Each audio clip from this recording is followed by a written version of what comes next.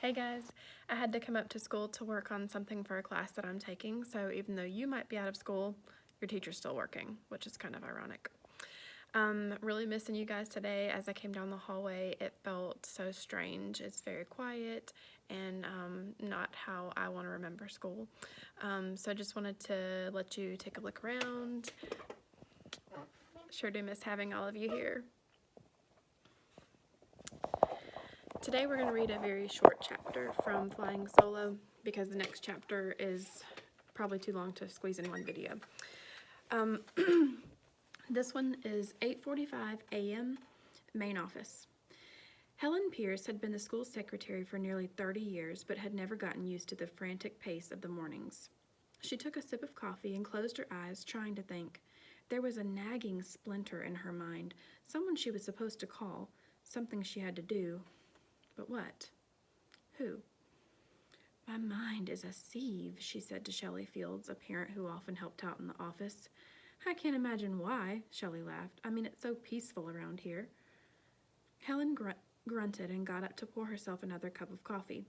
Already it had been one of those mornings. Full of crises. Peggy Ransom's tirade, a boy who swore at a bus driver, 2 kids who had been sent home because of head lice, a leaky pipe in the gym. On top of that, an iguana had escaped from its cage in one of the science rooms. And it was barely 9 a.m. On mornings like this, she pictured her mind as a glass that has broken and shattered into countless tiny, transparent pieces so small you can't find them until you step on one and get cut. Talk about some figurative language. Back at her desk, she went over the phone messages one by one. There were 6 messages, and she'd taken care of them all. Erwin Peacock opened his door a crack and stuck out his head. Have a minute? He asked her. We need to plan for the assembly this afternoon. The storyteller. There's going to be local press. All right, Helen said. She turned to Shelley. Can you cover the phones for 10 minutes? Sure thing, Shelley replied. Helen disappeared inside Mr. Peacock's office. A minute later, Karen Ballard appeared in the doorway. Remember, Karen is bringing up the attendance.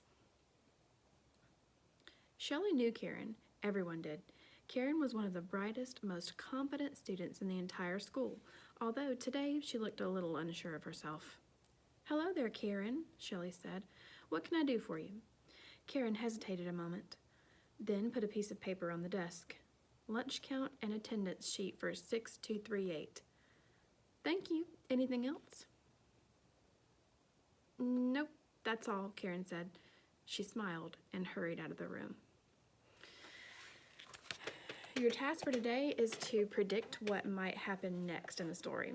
Karen went up to submit the attendance and the lunch slip, and she had a job to do, but she didn't do it. I want you to make a prediction about what's going to happen next.